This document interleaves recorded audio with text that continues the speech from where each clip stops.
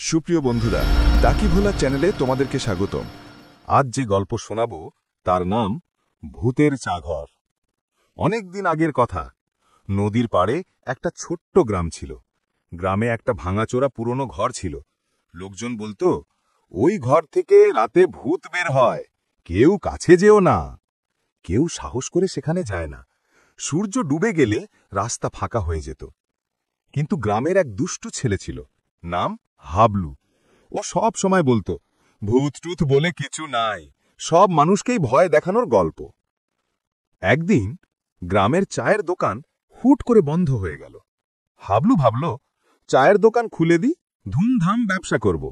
কিন্তু জায়গা পাবে কোথায়? তখন সে হেসে বলল, যেই ঘরটাকে সবাই ভয় পায় সেটাই তো ফাঁকা পড়ে আছে, আমি ওখানেই দোকান বসাবো। গ্রামের লোকজন হাবলুকে অনেক বুঝালো, পাগল নাকি, ভূত তোকে খেয়ে ফেলবে। কিন্তু হাবলু বলল, আরে ভূত যদি আসে তো চায়ের দাম মওকুফ করব। ভূতের আগমন। সেই রাতেই হাবলু একটা লণ্ঠন জ্বালিয়ে টেবিল বেঞ্চ সাজিয়ে কেটলিতে চা বসিয়ে দিল। চারিদিক নিস্তব্ধ, শুধু ঝিঁঝি পোকা ডাকছে। ঘড়ি তখন 12টা। হঠাৎ দরজাটা কড়কড় করে খুলে গেল। ভেতর থেকে এক লম্বা সাদা কাপড়ে ঢাকা ভূত বের হলো। ভূত গর্জে উঠল, কে সাহস করেছে আমার জায়গায় দোকান খুলতে? হাবলু ভূত দেখে ভয় না পেয়ে হেসে বলল, চা খাবি? দুধ চিনি ফ্রি। ভূত অবাক হয়ে গেল, কি ফ্রি চা? আচ্ছা দে দেখি, এত সাহস করেছিস, এক কাপ খাই। অদ্ভুত ব্যাপার, ভূত এক কাপ চা খেলো আর মজাই পেয়ে গেল। খাওয়া শেষ হতেই ভূত বলল, চা ভালো বানাস, পুরস্কার দেব। বলেই ভূত দোকানের ভেতর ঝটপট ঝাড়ু দিয়ে দিল।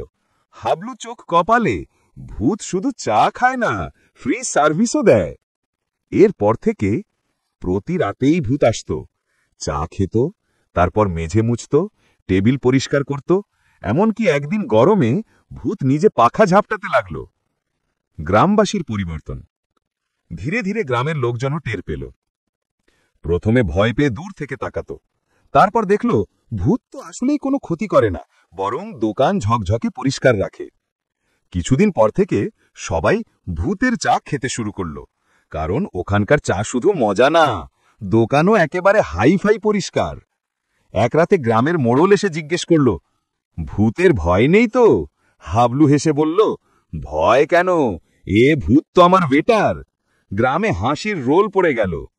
এরপর থেকে দোকানটার নাম হয়ে গেল ভূতের চা ঘর, যেখানে ভূত চা খেত আবার ভূতই সার্ভিস দিত। সুপ্রিয় বন্ধুরা, এমন অদ্ভুত আরও ঘটনা শুনতে আমার চ্যানেলটি সাবস্ক্রাইব করুন। পাশে থাকা বেল আইকনটি অন করে রাখুন।